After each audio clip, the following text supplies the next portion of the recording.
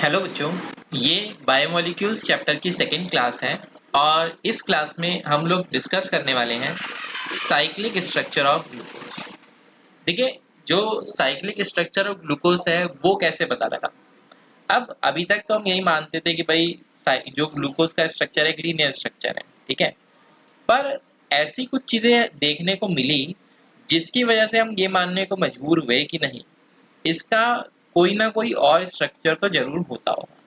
तो वो क्या चीजें थी देखते हैं। देखो, पहली चीज तो क्या है कि हमने देखा था कि ग्लूकोज के अंदर एक एल्डिहाइड ग्रुप होता है, ठीक है।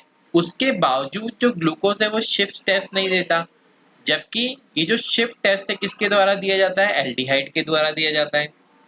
और साथ ही साथ ये हाइड्रोजन सल्फाइड एडिशन प्रोडक्ट भी नहीं देता, किसके साथ, NaHSO3 के साथ।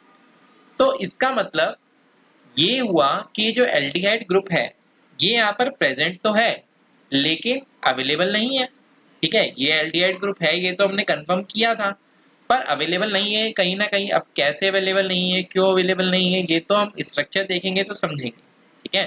पर अभी तक कुछ कुछ चीजें ऐसी हैं जो कि हमें देखने को मिली, जिसकी वजह से हम लोग ये जानने को मजबूर हुए, मानने को मजबूर हुए कि ग्लूकोज का कोई ना कोई और स्ट्रक्चर तो जरूर होता होगा, ठीक है।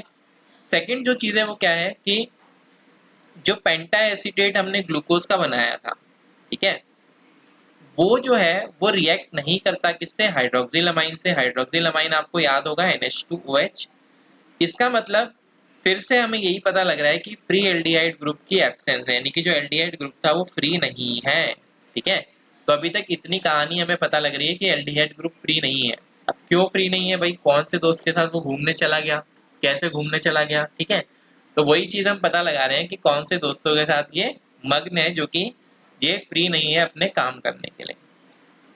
थर्ड देखिए, ग्लूकोज जो है ये दो डिफरेंट फॉर्म्स में पाया जाता है। क्रिस्टलाइन फॉर्म्स समझ रहे हैं कि मतलब जिनमें अलग अलग क्रिस्टल्स उसके ऑब्टेन किए जा सकते हैं, ठीक है। एक क्रिस्टल को हम बोलते हैं अल्फा और दूसरे क्रिस्टल को हम बोलते हैं बीटा। जो अल्फा फॉर्म है ग्लूकोज की उसका मेल्टिंग पॉइंट कितना होता है, 419 केल्विन, 419 केल्विन। और ये ऑब्टेन होता है किससे, क्रिस्टलाइजेशन से। किससे, from concentrated solution of glucose से। कितने पे, एट 303 केल्विन। यानी कि हम क्या कर रहे हैं यहाँ पर, कंसंट्रेटेड सॉल्यूशन ले रहे हैं किसका, ग्लूकोज का, किस पे, 303 केल्विन पे। तो हमें क्या मिल जाएगा, अल्फा फॉर्म मिलेगी। और अगर हम क्या कर रहे हैं, बीटा फॉर्म लेना चाहते हैं, बीटा फॉर्म अगर हम चाहते हैं जिसका मेल्टिंग पॉइंट कितना होता है, 423 केल्विन, तो इसके लिए हमें क्या करना पड़ता है, क्रिस्टलाइजेशन करना पड़ता है किससे, from hot and saturated aqueous solution. यानी उस सॉल्यूशन से, उस एक्वस सॉल्यूशन से जो कि हॉट भी हो, गर्म भी हो, और साथ साथ पूरी तरीके से क्या हो, सैचुरेटेड हो। सैचुरेटेड का मतलब आप लोग जानते ही हैं कि अगर उसके अंदर कुछ भी आप और ऐड करेंगे तो फिर वो क्या हो जाएगा, प्रेसिपिटेट आउट हो जाएगा, ठीक है। और सॉल्यूट आप उसके अंदर ऐड नहीं कर सकते। कितना टेम्परेचर देना पड़ेगा आपको, 371 केल्विन। तो भाई अब ये एक नई टेंशन आ गई कि दो क्रिस्टलाइन फॉर्म आ रही है, दो अलग अलग स्ट्रक्चर आ रहे हैं, तो इसका मतलब कुछ तो होता होगा, ठीक है। तो अब ये कुछ क्या होता होगा, इसी को हम जानने की यहाँ पर कोशिश करेंगे, ठीक है। तो अब पहली बात तो हमें ये समझ में आ गई कि भाई ये जो कहानी ऊपर हमने सीखी, ये जो कहानी हमें ऊपर पता लगी, इसको हम स्ट्रक्चर जो लीनियर हमने पढ़ा था उससे तो एक्सप्लेन नहीं कर पा रहे। तो इसका मतलब कुछ और भी है यहाँ पर जो कि हमारी आंखों से छुपा हुआ था। अब वो छुपा हुआ क्या था वो हम सीखने की कोशिश करते हैं, उसके बारे में हम जानने की कोशिश करते हैं, ठीक है। तो देखो, एक जो OH ग्रुप है वो ऐड हो जाता होगा किस पे, CHO ग्रुप पे, और ये क्या बना लेता है, साइक्लिक हेमी एसिटल स्ट्रक्चर। ऐसा हम मान रहे हैं, ठीक है, ऐसा हम क्या कर रहे हैं, मान रहे हैं अभी, ठीक है। उसी के बेसिस पे हम क्या करेंगे, अपनी आगे जो भी थ्योरी है उसको देंगे। अभी जो हेमी एसिटल वाली चीज है ना, वो मैं आपको थोड़ा सा बता दूं। हेमी एसिटल बेसिकली क्या है, यहाँ पर एक कार्बन है जिसके ऊपर एक तो हमारा OH ग्रुप लगा हुआ है और एक ऑक्सीजन लगा हुआ है, और वो ऐसा ऑक्सीजन है जो कि आगे किसी कार्बन से अटैच है। तो यही वाला जो ग्रुप है वो हमारा क्या कह रहा है, हेमी एसिटल ग्रुप कहला रहा है, ठीक है। तो ये पाया गया कि जो ग्लूकोज है ये क्या बनाता है, एक 6 मेंबर रिंग बनाता है, जिसके अंदर जो OH है किस पे, कार्बन नंबर 5 पे, वो रिंग फॉर्मेशन में इन्वॉल्व है। अब देखो भाई, ये लीनियर स्ट्रक्चर ग्लूकोज का आपने पढ़ा था, आपको याद होगा। है ना, ये था ना OH OH H OH। मैंने आपको बताया भी था कि ये कौन सी फॉर्म है ग्लूकोज की, डी या एल। अगर इस वाली पोजीशन पे, फिफ्थ पोजीशन पे OH राइट साइड में दिखा तो डी। ऐसे रटने मत बैठ जाना, 6 कार्बन का था तो फिफ्थ पोजीशन आई, अगर 5 कार्बन का कोई कंपाउंड होता तो फोर्थ पोजीशन आती। तो ऐसे रटने मत बैठना, ठीक है, सिंपल सी बात है, लास्ट अनसिमेट्रिक कार्बन, ये मेन कंसेप्ट है। यहाँ पर हमने देखा CH2OH ऊपर, ठीक है। तो देखो नंबरिंग तो यहीं से शुरू होनी थी, एल्डिहाइड से। यहाँ पर इसकी प्रेफरेंस ज्यादा थी तो 1 2 3 4 5, तो देखो ये फिफ्थ पोजीशन पे आ रहा है। तो फिफ्थ पोजीशन वाला OH ग्रुप जो है ना, इन्वॉल्व हो जाता है किसमें, रिंग के फॉर्मेशन में। और कैसे रिंग का फॉर्मेशन करता है, देखो इस ऑक्सीजन के पास होगा लोन पेयर, तो ये क्या करेगा, ये जाके इस कार्बन पे कर देगा अटैक। क्यों कर देगा, क्योंकि ऑक्सीजन और कार्बन है ना, तो ऑक्सीजन पे होगा नेगेटिव, ये इलेक्ट्रॉन को खींच रहा होगा, और कार्बन पे होगा पॉजिटिव। तो ये लोन पेयर जाके इसको इलेक्ट्रॉन देगा, जब ये इसको इलेक्ट्रॉन देगा तो ऊपर क्या आएगा, नेगेटिव, ठीक है। तो फिर नेगेटिव वो क्या करेगा, H प्लस को गेन कर लेगा और वहां पर भी OH बन जाएगा, ठीक है। तो ये इतना कंसेप्ट आप लोगों को समझ में आया। तो देखिए ये यहाँ पर क्या हुआ, ये जो कार्बन ऑक्सीजन था, इसके साथ वाला हाइड्रोजन चला गया, उसने इधर हाइड्रोजन दे दिया, तो ये देखिए आ गया। और ये जो ऑक्सीजन है दोनों कार्बन से अब जुड़ गया है, ये कार्बन नंबर 5 से भी जुड़ा है और ये कार्बन नंबर 1 से भी जुड़ा है, ठीक है। तो यही एक्सप्लेन करता है क्या, एब्सेंस ऑफ CHO ग्रुप, ठीक है। आप देखो ये जो CHO ग्रुप है ना, अब कहाँ गया बताओ, CHO ग्रुप है क्या यहाँ पर, अब बताओ CHO ग्रुप है क्या, नहीं है, ठीक है। तो यहाँ पर जो CHO ग्रुप है वो क्या हो गया, गायब हो गया, ठीक है। ये जो CHO ग्रुप है यहाँ पर वो क्या हो गया, गायब हो गया। तो यही चीज है क्या यहाँ पर, जो जिसकी वजह से वो शिफ्ट टेस्ट नहीं दे रहा था, ठीक है, जिसकी वजह से आपको जो टेस्ट देखने को नहीं मिल रहे थे ना, उसका कारण यही था। तो ये एक्सप्लेन कर रहा है क्या, एब्सेंस ऑफ CHO ग्रुप, और साथ ही साथ existence of glucose in two form, दो फॉर्म में एग्जिस्ट करता है भाई ग्लूकोज, कैसे देखो, ठीक है। अब देखो कैसे एग्जिस्ट कर रहा है, ये जो कार्बन नंबर 1 हमने लिखा है ना, इस कार्बन को हम नाम देते हैं एनोमेरिक कार्बन, ठीक है। क्या नाम देते हैं इस कार्बन को हम, एनोमेरिक कार्बन,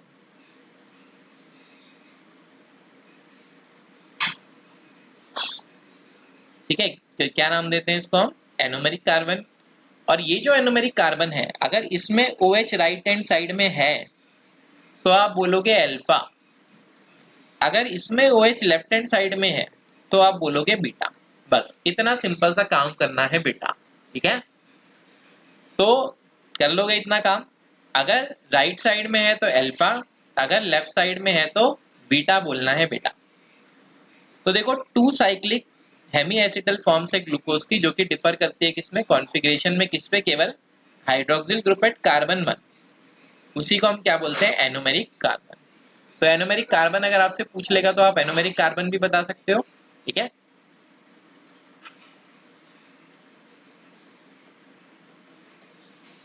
ठीक है, जो एल्डिहाइड कार्बन था साइक्लाइजेशन से पहले, अब भाई साइक्लाइजेशन के बाद वो एल्डिहाइड तो नहीं बचा, ठीक है। अब देखो ये जो आइसोमर्स हैं, ये जो अल्फा और बीटा फॉर्म हमने पढ़ी है, इनको ही हम क्या बोलते हैं, एनोमर्स, इन्हीं को हम क्या बोलते हैं, एनोमर्स।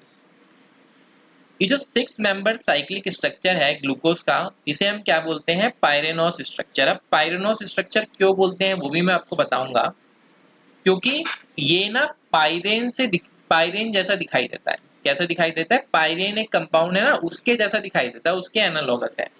तो इसीलिए इसका नाम क्या रख दिया गया, पाइरेनोस स्ट्रक्चर, उससे प्रेरित होके, ठीक है। तो पाइरेनोस क्या है, एक साइक्लिक ऑर्गेनिक कंपाउंड है विद 1 ऑक्सीजन एटम, जिसमें एक ऑक्सीजन एटम है और 5 कार्बन एटम है किसके अंदर, रिंग के अंदर। अगर हमारे ग्लूकोज के स्ट्रक्चर को भी आप ध्यान से देखोगे तो आपको ऐसा ही कुछ दिखाई दे रहा है। यहाँ पर देखो ये एक कार्बन, दूसरा कार्बन, तीसरा कार्बन, चौथा कार्बन, पांचवा कार्बन, ठीक है, और ये छठा ऑक्सीजन। तो ये आपको दिखाई दे रहा है 5 कार्बन है और एक ऑक्सीजन है, और पाइरेन के अंदर भी ऐसा ही होता है। तो इसीलिए इसका नाम क्या रख दिया गया, पाइरेनोस स्ट्रक्चर। तो अगर आपको ये दिखाई दे तो आप क्या बोल दोगे, सिंपल ग्लूकोपाइरेनोस, ठीक है। ग्लूकोज से पहले से ही था तो ग्लूको उधर से लिया और पाइरेनोस इस स्ट्रक्चर से लिया। अब इसके अंदर देखो अल्फा और बीटा दो फॉर्म हमने बताई है ना, OH नीचे है इस OH को पकड़ना है सिर्फ। ये OH नीचे है तो सिंपल, अगर ये OH क्या है, नीचे है, तो बोल दोगे अल्फा। अगर ये OH ऊपर है तो आप बोल दोगे बीटा। ठीक है, इतनी बात आपको क्लियर है? यहाँ तक कोई डाउट है तो पूछो। ठीक है, तो ये स्ट्रक्चर आप लोगों को एकदम क्लियर होना चाहिए। फिर हम बढ़ते हैं नेक्स्ट स्ट्रक्चर पर, जो कि है हमारा फ्रुक्टोज का स्ट्रक्चर। जस्ट मुझे 1 मिनट का टाइम देना, मैं आता हूँ।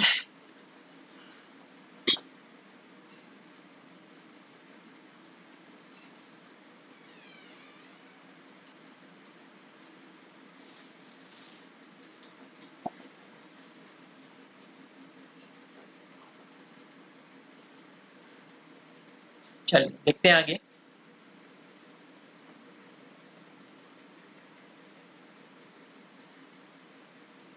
देखिए नेक्स्ट हम बात कर रहे हैं किसकी, फ्रुक्टोज की। फ्रुक्टोज क्या है, कीटोहेक्सोज। अच्छा, अब कीटोहेक्सोज अगर मैंने बोला तो आपको एक चीज तो समझ में आ गई होगी, क्या कि कीटोहेक्सोज है मतलब 6 कार्बन होंगे, साथ ही साथ कीटो लिखा है तो इसका मतलब कीटोन भी होगा। ठीक है, इतनी बात आपको समझ में यहाँ पर आ चुकी होगी। तो देखो यहाँ पर ये जो कीटोन वाला हेक्सोज है, ठीक है, यानी कि हमारा ये जो फ्रुक्टोज है इसका स्ट्रक्चर कैसा होता है, इसका स्ट्रक्चर ये होता है CH2OH, C double bond O।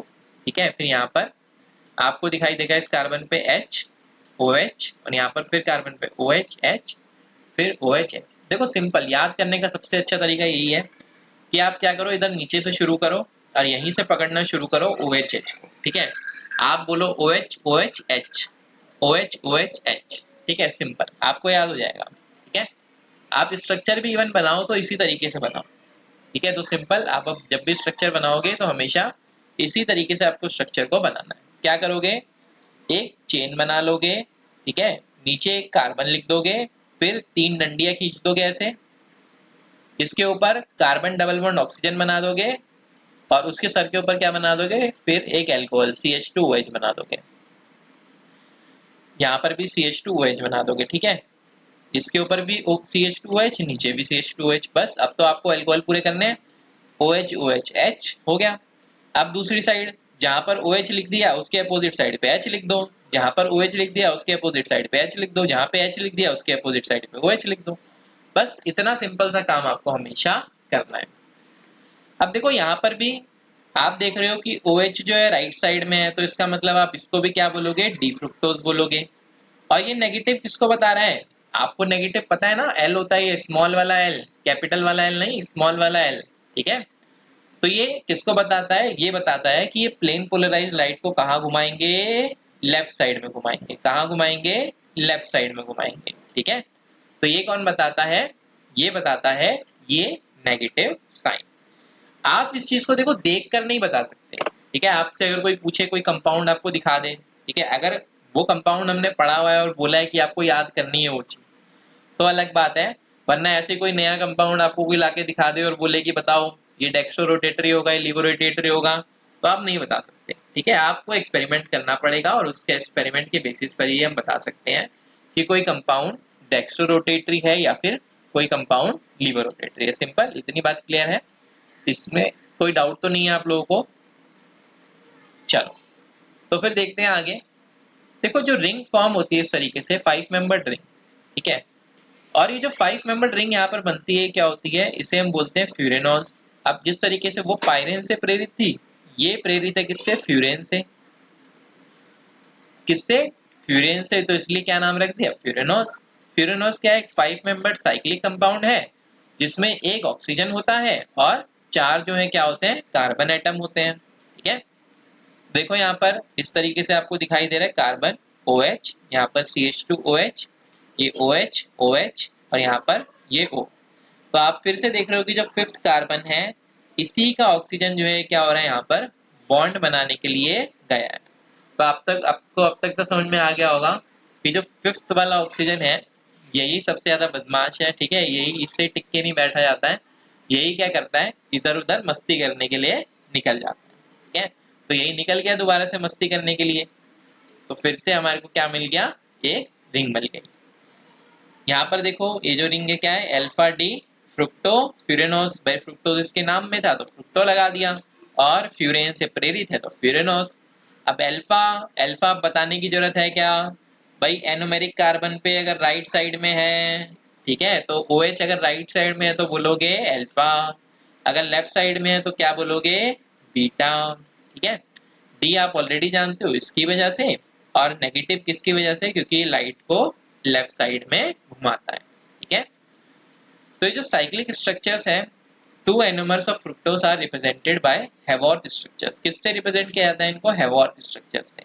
तो ये जो स्ट्रक्चर्स हमने बनाए हैं ना, ये इन्हीं स्ट्रक्चर्स को हम क्या बोलते हैं? हैवॉर्थ स्ट्रक्चर्स, क्योंकि ये किसके द्वारा दिए गए थे? एक साइंटिस्ट थे हैवॉर्थ नाम के, उनके द्वारा इन स्ट्रक्चर्स को दिया गया था। ठीक है, तो ये चीज आप लोगों को क्लियर है? ये फ्रुक्टोफिरेनोस, ये भी फ्रुक्टोफिरेनोस, बस फर्क किसका है? अल्फा और बीटा। अगर OH क्या है नीचे तो अल्फा, अगर OH क्या है ऊपर तो बीटा। ठीक है, तो ये वाली बात क्लियर है बेटा? अगर ये बात क्लियर है तो फिर हम बढ़ते हैं आगे, और अब हम बात करते हैं, देखो अभी तक हमने कार्बोहाइड्रेट्स में बात करी मोनोसेकेराइड की, यानी कि जिनके अंदर एक ही सिंपल यूनिट है। ठीक है, लेकिन अब हम आगे बढ़ेंगे और अब हम बात करेंगे किसकी? डाइसेकेराइड्स की। अगर हम बात करें डाइसेकेराइड्स की, तो डाइसेकेराइड्स में क्या होते हैं? दो मोनोसेकेराइड जुड़े हुए होते हैं।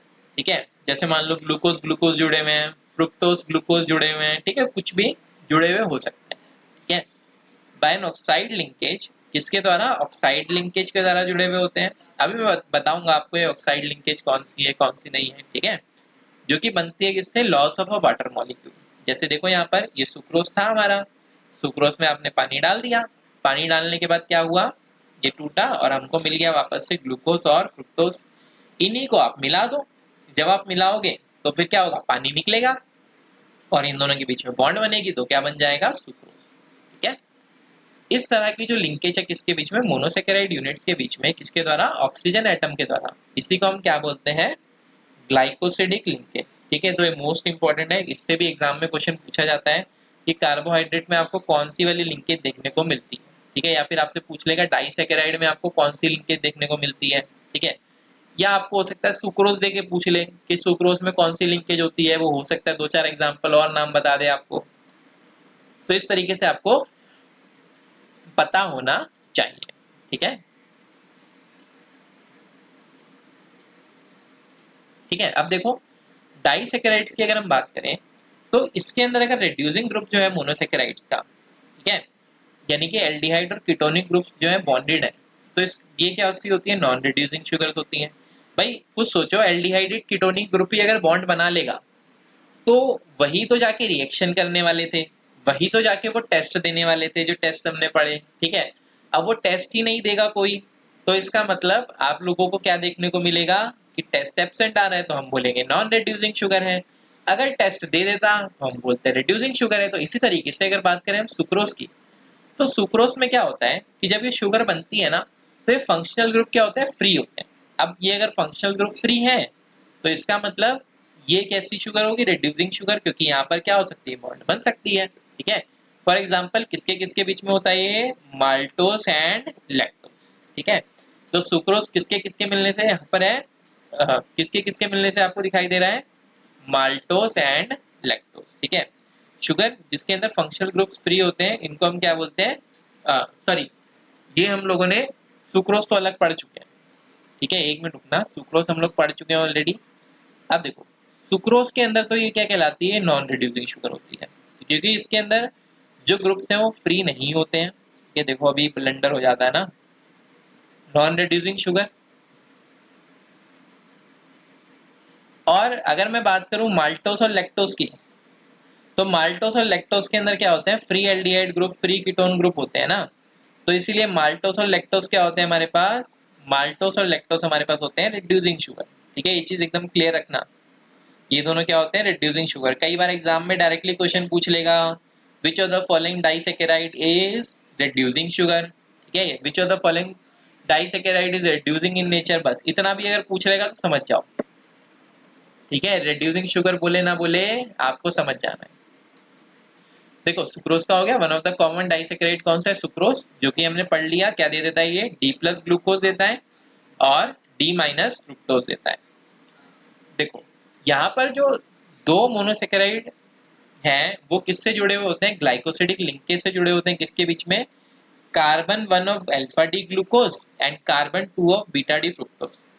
अब ध्यान रखना ये भी बहुत इंपॉर्टेंट है, एग्जाम में इसी से क्वेश्चन पूछता है, वो सीधे सीधे पूछ लेता है कि कौन सी वाली लिंकेज आपको दिखाई देगी, किसके बीच में, सुक्रोज वाले के बीच में। ठीक है, तो लिंकेज पूछेगा सीधे सीधे आपसे, आप ऐसे याद रख सकते हो। देखो अल्फा क्या होता है, फर्स्ट नंबर के लिए यूज करते हैं ना, तो अल्फा वाला आया तो कार्बन नंबर 1 आया, ठीक है, बीटा वाला आया तो कार्बन नंबर 2 आया। ठीक है, तो ऐसे आप याद रख सकते हो, अल्फा वाला आया तो कार्बन नंबर 1 आया, क्योंकि अल्फा तो पहला नंबर होता है और बीटा क्या होता है, दूसरा नंबर होता है। ठीक है, तो ये चीज क्लियर है। अगर ये चीज क्लियर है तो हम आगे बढ़ते हैं। मैं फिर से बोल रहा हूँ ये चीज ध्यान रखना, क्योंकि एग्जाम में इससे क्वेश्चन आते हैं। अभी जब हम पीवाईक्यू डिस्कस करेंगे तो मैं आपको एग्जैक्टली क्वेश्चन रखे हुए दिखा दूंगा। ठीक है, तो देखो यहाँ पर ये आपको दिखाई दे रहा है ग्लाइकोसिडिक लिंकेज। यहाँ पर क्या था, एक टाइम पे OH और H हुआ करता था, लेकिन क्या हुआ, ये जो एक साइड का OH और दूसरी साइड का OH क्या होने वाला है, इन दोनों में से ये एक देखो, एक OH ऐसे लटक रहा था और एक दूसरा OH ऐसे लटक रहा था। ठीक है, एक इसके पास लटक रहा था, एक इसके पास लटक रहा था। अब क्या हुआ, इन दोनों में से पानी बाहर निकल गया, पानी बाहर निकल गया तो ये ऑक्सीजन, अब ये बेचारा अकेला पड़ गया इस कार्बन के साथ। ईश्वर ने बोला कोई बात नहीं, मैं भी आ जाता हूँ तेरे साथ, इसने इसके साथ बॉन्ड बना ली। तो ये अब इन दोनों कार्बन से ऑक्सीजन बॉन्ड बना रहा है, और ये जो लिंकेज है ना, ऑक्साइड लिंकेज, इसी को हम क्या बोलते हैं यहाँ पर, ग्लाइकोसिडिक लिंकेज। ठीक है, क्या बोलते हैं इसे हम, ग्लाइकोसिडिक लिंकेज। चलिए, अगर आपको ये चीज क्लियर है तो फिर हम बढ़ते हैं आगे। देखिए सुक्रोज जो है वो कैसा होता है, डेक्स्ट्रो रोटेटरी होता है। डेक्स्ट्रो रोटेटरी मतलब प्लेन पोलराइज लाइट को कहाँ घुमाएगा, राइट में घुमाएगा। मैंने आपको पहले ही बोला देख के नहीं बता सकते, ठीक है, देखकर नहीं बता सकते। प्लेन पोलराइज लाइट को कहाँ घुमाएगा, राइट में घुमाएगा। ठीक है, तो ये आपको करना पड़ेगा याद कि डेक्स्ट्रो रोटेटरी कहाँ घुमाएगा, राइट में घुमाएगा। ठीक है, तो बट आफ्टर हाइड्रोलिसिस, लेकिन हाइड्रोलिसिस के बाद क्या देता है ये, डेक्स्ट्रो रोटेटरी ग्लूकोज देता है। ग्लूकोज डेक्स्ट्रो रोटेटरी होगा, और फ्रुक्टोज कैसा होता है, लीवो रोटेटरी, लेफ्ट में घुमाता है। ठीक है, तो याद रखना भाई कौन किसको कहाँ कैसे घुमा रहा है। जो लीवो रोटेशन है किसका, फ्रुक्टोज का, ये क्या होता है, -92.4 डिग्री होता है। अरे माइनस माइनस साइन देके घबराना मत, माइनस केवल किसको बता रहा है, डायरेक्शन को बता रहा है भाई। एक प्लस दिखा दिया, यानी एक राइट साइड में एक लेफ्ट साइड में, बस सिंपल उसके लिए दिखा रहे हैं। ठीक है, वो ज्यादा होता है किससे, डेक्सो रोटेशन ऑफ ग्लूकोज से, 52.5। तो जो मिक्सचर है वो कैसा होता है, लीवर रोटेटरी। बात को समझो, अगर ग्लूकोज और फ्रुक्टोज का मिक्सचर है तो वो आपको दिख रहा है लीवर रोटेटरी, क्यों, क्योंकि ये भाई ज्यादा घुमा रहा है लेफ्ट में।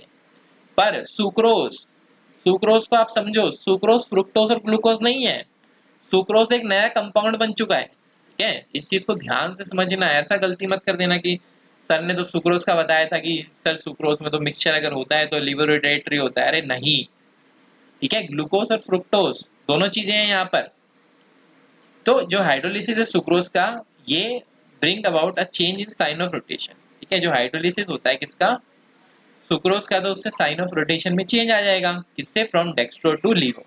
भाई अगर सुक्रोज होता तो वो डेक्स्ट्रो होता, अब क्या हो जाएगा, लीवो हो जाएगा। और इसी को हम क्या बोलते हैं कि भाई ये जो सुक्रोज थी ये तो इन्वर्ट हो गई, ये तो बदल गई। ठीक है, तो इसी को हम क्या बोलते हैं, इन्वर्जन ऑफ शुगर। ये जो है यही क्या है, इन्वर्ट शुगर। ठीक है, इसीलिए सुक्रोज का नाम क्या है, इन्वर्ट शुगर। यहाँ पे जो प्रोडक्ट मिला उसका नाम क्या रख दिया हमने, इन्वर्ट शुगर। चलिए बढ़ते हैं हम माल्टोज की तरफ। देखिए अगर हम बात करें माल्टोज की,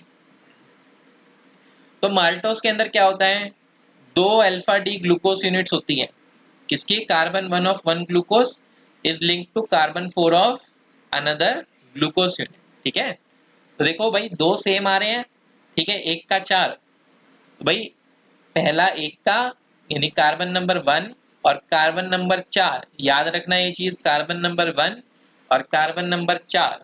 ठीक है, ये दोनों क्या करते हैं, एक दूसरे का देते हैं साथ। तो यहाँ पर क्या देखने को मिलता है आपको, फ्री एल्डिहाइड ग्रुप जो है प्रोड्यूस हो जाता है किस पे, कार्बन नंबर 1 पे, किसके? Of second glucose. क्यों भाई? भाई इसका तो आपने फोर्थ पोजीशन इस्तेमाल की है ना, तो इसका मतलब इसका कार्बन नंबर 1 तो अलग है, फ्री है, ठीक है। तो इसलिए रेड्यूसिंग प्रॉपर्टी जो है ये दिखा पाता है, ठीक है। इसलिए हम इसको क्या बोलते हैं? रेड्यूसिंग शुगर बोलते हैं, ठीक है। इसलिए हम इसको क्या बोलते हैं? रेड्यूसिंग शुगर बोलते हैं। तो ध्यान रखना दोनों ही अल्फा डी ग्लूकोज है, बस पहले वाले का 1 और दूसरे वाले का 4, ठीक है। पहले वाले का पहला नंबर कार्बन और दूसरे वाले का 4 नंबर कार्बन, इतना ही आपको बस यहाँ पर ध्यान रखना, ठीक है। नेक्स्ट हम बात करेंगे लैक्टोज की, ठीक है। लैक्टोज के बाद पॉलीसेकेराइड हम लोग नेक्स्ट क्लास के अंदर डिस्कस करेंगे, क्योंकि फिर बहुत ज्यादा हो जाएगा आप लोगों के लिए, ठीक है। देखिए लैक्टोज की अगर हम बात करें तो देखो बीटा डी गैलेक्टोज और बीटा डी ग्लूकोज, ठीक है, यहाँ पर किस किस से मिलके बनाई है? Beta D galactose and beta D glucose. मैं बता रहा हूँ बार बार आपको कि एग्जाम में क्वेश्चन इससे पूछे जाते हैं, ठीक है। तो यहाँ पर देखो लिंकेज किसके किसके बीच में होती है? यहाँ पर कार्बन 1 ऑफ गैलेक्टोज और कार्बन 4 ऑफ ग्लूकोज, इन दोनों के बीच में लिंकेज होती है। तो फिर से मेरे साथ बोलना, किसका कार्बन नंबर 1 होता है? बीटा डी गैलेक्टोज का। और कार्बन नंबर 4 किसका होता है? बीटा डी ग्लूकोज का, ठीक है। तो फिर से बोलो, कार्बन नंबर 1 किसका होता है? बीटा डी गैलेक्टोज का। और कार्बन नंबर 4 किसका होता है? ग्लूकोज का, ठीक है। यहाँ पर भी देखो, अब आप अपना दिमाग खुद ही चला लो। भाई सिंपल सी बात है, अगर एक का कार्बन नंबर 4 लगा है तो इसका मतलब उसके पास फ्री एल्डिहाइड ग्रुप प्रेजेंट होगा, ठीक है। तो फ्री एल्डिहाइड ग्रुप में बी प्रोड्यूस, यहाँ पे फ्री एल्डिहाइड ग्रुप प्रोड्यूस हो सकता है किस पे? कार्बन नंबर 1 पे ऑफ ग्लूकोज यूनिट। इसीलिए हम इसको क्या बोलते हैं? यहाँ पर रेड्यूसिंग शुगर बोलते हैं, ठीक है। इसीलिए हम इसको क्या बोलते हैं? यहाँ पर रेड्यूसिंग शुगर बोलते हैं, ठीक है। तो एक का कार्बन नंबर 1 किसका? गैलेक्टोज का। और कार्बन नंबर 4 किसका? ग्लूकोज का। कौन से वाले? दोनों बीटा, ठीक है। दोनों कौन से हैं? बीटा। तो ये चीज क्लियर हुई आपको? अगर ये चीज आपको क्लियर है, चलिए नेक्स्ट क्लास में हम लोग फिर बात करेंगे किसकी? पॉलीसेकेराइड की। या फिर मैं सोच रहा हूँ कि थोड़ा सा ही रहता है, एक बार हम लोग क्या करते हैं, इसको एक बार डिस्कस कर ही लेते हैं, ठीक है। आप लोगों ने अभी ताज़ा ताज़ा ये चीज़ें पढ़ी हुई हैं, तो आप लोगों को बॉन्ड्स याद भी होंगी।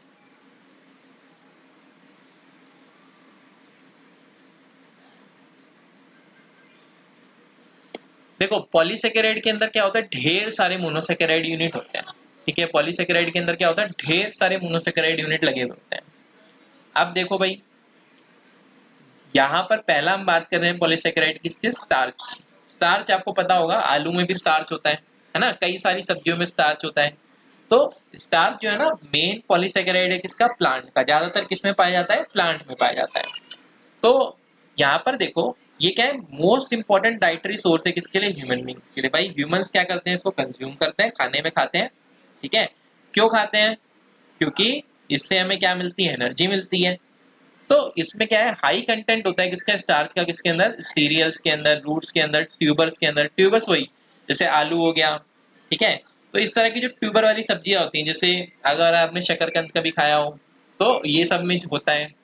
वेजिटेबल्स में भी होता है कुछ, ठीक है। तो ये पॉलीमर है किसका? अल्फा ग्लूकोज, यानी कि बहुत सारे अल्फा ग्लूकोज की यूनिट है, ठीक है। और इसके अंदर दो कंपोनेंट होते हैं इसके, ठीक है। कितने कंपोनेंट होते हैं? दो कंपोनेंट होते हैं। एक को हम बोलते हैं माइलोस और दूसरे को हम बोलते हैं माइलोपेक्टिन। अब दोनों में डिफरेंस क्या है, समझो इसे।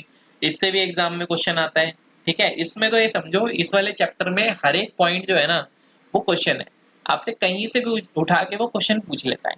और इस चैप्टर की सबसे अच्छी खासियत ये भी है कि भाई अगर आपको वो चीज याद है, तो फिर आपको परेशान होने की जरूरत नहीं है। आपसे वो कोई क्वेश्चन सॉल्व नहीं करवा सकता, आपसे वो कोई फॉर्मूला नहीं लगवा सकता, कोई मैकेनिज्म नहीं करवा सकता। सिंपल, वो आपसे कोई क्वेश्चन पूछेगा, अगर आपको आता है तो आप सीधे सीधे उसको टिक करोगे और आगे बढ़ जाओगे, ठीक है। तो देखो अमाइलोज जो है, ये क्या होता है? वाटर सॉल्युबल कंपोनेंट होता है, यानी पानी में घुल जाता है ये, ठीक है। ये क्वेश्चन भी पूछा जाता है। अमाइलोपेक्टिन नहीं घुलता है, ठीक है। अमाइलोपेक्टिन जो है इनसॉल्युबल होता है वाटर में। और ये कॉन्स्टिट्यूट करता है कितना? 15 to 20% ऑफ स्टार्च। तो ये स्टार्च का कितना पोर्शन होता है? 15 से 20% केवल। बाकी 80 से 85% क्या होता है? अमाइलोपेक्टिन होता है। और इसके अंदर होता क्या है? लॉन्ग अनब्रांच चेन होती है, ठीक है। ब्रांचिंग नहीं होती चेन के अंदर, ब्रांचिंग मतलब समझ रहे हो, जैसे इधर निकल गया, इधर निकल गया, इधर निकल गया, इधर निकल गया, इधर निकल गया, अलग अलग जगह ब्रांच निकल जाना, तो वो चीज नहीं होती इसमें। लॉन्ग चेन चलती रहती है सीधी सीधी, ठीक है। तो केमिकली अमाइलोज जो है एक लॉन्ग अनब्रांच चेन है जिसमें 200 से लेके 1000 तक अल्फा डी ग्लूकोज की यूनिट हो सकती है, ठीक है। और ये किससे जुड़े हुए होते हैं? कार्बन 1 कार्बन 4 ग्लाइकोसिडिक लिंकेज से। ये लिंकेज ध्यान रखना, इन लिंकेजेस पे क्वेश्चन सीधे सीधे पूछ ले जाते हैं, ठीक है। कौन सी ग्लूकोज यूनिट थी, अल्फा थी, बीटा थी, ये सब भी पूछ लिया जाता है। अमाइलोपेक्टिन क्या इंसॉल्युबल है वाटर में, और ये लगभग 80 to 85% ऑफ स्टार्च को कॉन्स्टिट्यूट करता है, ठीक है। ये क्या होता है? एक ब्रांच चेन पॉलीमर है किसका? अल्फा डी ग्लूकोज यूनिट्स का, जिसके अंदर जो चेन है किससे बनती है? Form by carbon 1 to carbon 4 glycosidic linkage, ठीक है। जबकि जो ब्रांचिंग है, ब्रांचिंग भी होती है यहाँ पर अमाइलोपेक्टिन के अंदर। ब्रांचिंग कहाँ पे होती है? कार्बन 1 to कार्बन 6, ठीक है। कार्बन 1 और कार्बन 6 वाले के बीच में यहाँ पर ब्रांचिंग होती है। नेक्स्ट स्ट्रक्चर में हम लोग वही देखने वाले हैं।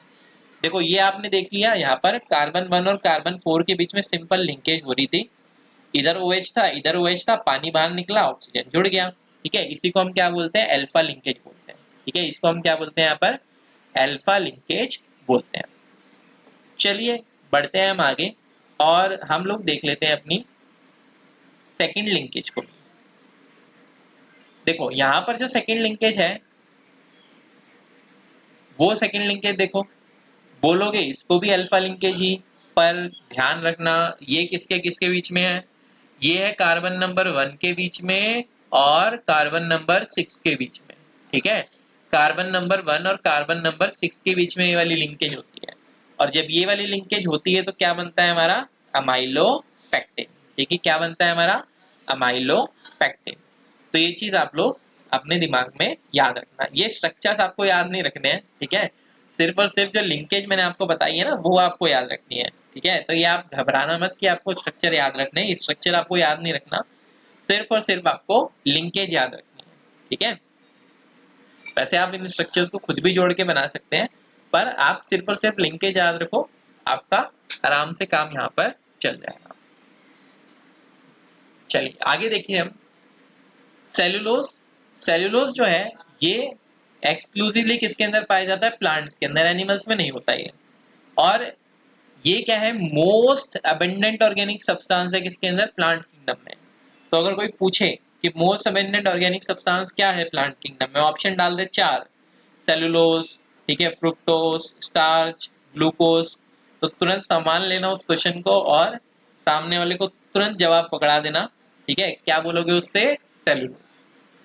तो ये क्या है? प्री डोमिनेंट कॉन्स्टिट्यूएंट है किसका? Of cell wall of plant cells, ठीक है। Cell wall of plant cells के अंदर ये पाया जाता है। और सेलुलोज ये क्या है? स्ट्रेट चेन है किसकी? पॉलीसेकेराइड्स, जो कि किससे बने हैं? Beta D glucose. किससे बने हैं? बीटा डी ग्लूकोज से बने हुए हैं।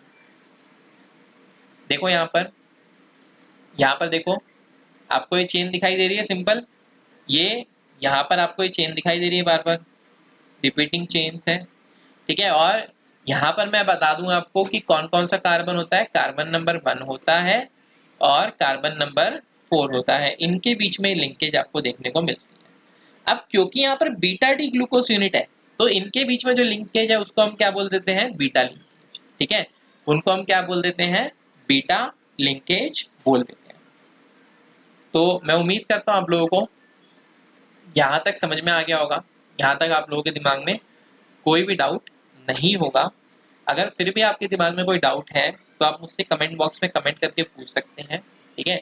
या फिर आप चाहें तो आप मेरे नंबर पे भी मुझसे अपना कोई डाउट जो है वो पूछ सकते हैं। मेरा नंबर है 8467912306, ठीक है। तो चलिए आगे बढ़ते हैं और देखते हैं ग्लाइकोजन को। ग्लाइकोजन क्या है? कार्बोहाइड्रेट्स जो कि स्टोर्ड होते हैं किसके अंदर? एनिमल बॉडी के अंदर। किसकी तरह? ग्लाइकोजन की फॉर्म में, ठीक है। कार्बोहाइड्रेट जो है वो स्टोर होते हैं किसमें? एनिमल बॉडी में। किसकी तरह? ग्लाइकोजन की तरह।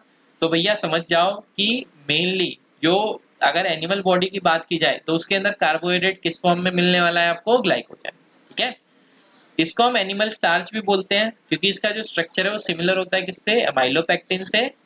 और ये क्या होता है, मोर हाईली ब्रांच होता है, ठीक है, ज्यादा ब्रांच होता है ये, किससे, प्लांट वाले से, यानी माइलोपेक्टिन वाले से। तो ये प्रेजेंट कहाँ कहाँ पे होता है, देखो ये प्रेजेंट होता है लीवर में, मसल में और ब्रेन में, ठीक है, तीन जगह पे मेजरली प्रेजेंट है, लीवर, मसल एंड ब्रेन। जब भी बॉडी को ग्लूकोज की जरूरत होती है, ठीक है, एंजाइम्स जो है ब्रेक कर देते हैं किसको, ग्लाइकोजन को, किसके अंदर, ग्लूकोज के अंदर, ठीक है। और देखो हमारा जो ब्रेन है ना वो ग्लूकोज पे ही खेलता है, ठीक है, जो ग्लूकोज है वही उसको क्या करता है, एनर्जी प्रोवाइड करता है, उसी की वजह से तुरंत क्या करता है, दिमाग पूरी प्रॉपर फंक्शनिंग अब नहीं कर पाता है, ठीक है, इसीलिए कहते हैं ना कि शहद लो, शहद के अंदर ढेर सारा ग्लूकोज होता है, ठीक है। चलिए, ग्लाइकोजन जो है ये पाया जाता है किसके अंदर, यीस्ट और फंजाई के अंदर भी। तो अगर आपसे पूछ ले कि ग्लाइकोजन और किसके अंदर पाया जाता है, तो आप बता सकते हो किसके अंदर, यीस्ट और फंजाई के अंदर, ठीक है। ये आप लोगों से क्वेश्चन पूछे जाते हैं, एनसीईआरटी की छोटी छोटी लाइन से क्वेश्चन आपसे पूछ लेता है, फिर आप घबराते हो, फिर आप सोचते हो कि ये क्वेश्चन आया कहाँ से था, ठीक है। तो कहीं से अलग से नहीं आया होता क्वेश्चन, क्वेश्चन जो है आपको वही एनसीईआरटी से ही देखने को मिलता है, ठीक है। आप सिर्फ घबरा जाते हो कि पता नहीं कहाँ से पूछ लिया, इधर से एक्स्ट्रा क्वेश्चन आ जाते हैं, उधर से एक्स्ट्रा क्वेश्चन आ जाते हैं, नहीं आते। 2018 के बाद से जो आपका पेपर है ना वो मैक्सिमम से मैक्सिमम कोशिश की जाती है कि वो एनसीईआरटी से ही बनाया जाए, ठीक है। रेयरली कोई क्वेश्चन इधर उधर हो जाए तो बात अलग है, वरना हमेशा क्या किया जाता है, आपका जो पेपर है वो एनसीईआरटी बेस्ड ही बनाया जाता है, ठीक है। तो अब ये स्ट्रिक्टली फॉलो किया जा रहा है इस पैटर्न को। तो आप लोग एनसीईआरटी जितना पढ़ेंगे, जितने क्वेश्चंस की प्रैक्टिस करेंगे, उतना आप लोगों को फायदा होगा। आप लोग बहुत सारे नोट्स के पीछे मत भागिए, ठीक है। तो इंपॉर्टेंस जो है कार्बोहाइड्रेट्स की देखिए, कार्बोहाइड्रेट जो यूज होते हैं किसकी तरह, स्टोरेज मॉलिक्यूल, भाई स्टार्च की तरह है ना, किसके अंदर, प्लांट्स के अंदर, और ग्लाइकोजन किसके अंदर, एनिमल्स के अंदर। तो ये आपको कार्बोहाइड्रेट दिख रहे हैं किसकी तरह, स्टोरेज मटेरियल की तरह, ये बेसिकली स्टोर हो रहे हैं, ठीक है। तो चलिए इस तरीके से हम लोगों ने खत्म कर लिया है किसको, कार्बोहाइड्रेट्स को। ये इंटेक्स क्वेश्चंस है कुछ, और कुछ क्वेश्चंस आपको एक्सरसाइज में भी मिलेंगे। तो देखिए अगर आप लोग क्लास 12 के स्टूडेंट्स हैं, ठीक है, जिन्हें बोर्ड देना है, तो फिर आप इन क्वेश्चंस को भी इग्नोर मत करिए, आप इन क्वेश्चंस को भी जरूर करिए। अगर आप ड्रॉपर हैं और अगर आपका जो मेन उद्देश्य है, मेन मकसद वही है कि आपको जेई या नीट का एग्जाम निकालना है, तो फिर आप इन क्वेश्चंस को मत करिए। आप सिर्फ और सिर्फ थ्योरी रिवाइज करने पे फोकस करिए, और जितने भी प्रीवियस ईयर एग्जामिनेशन के एमसीक्यूज हैं उनको प्रैक्टिस करिए, ठीक है। चलिए मिलते हैं हम लोग नेक्स्ट क्लास के अंदर। Happy learning.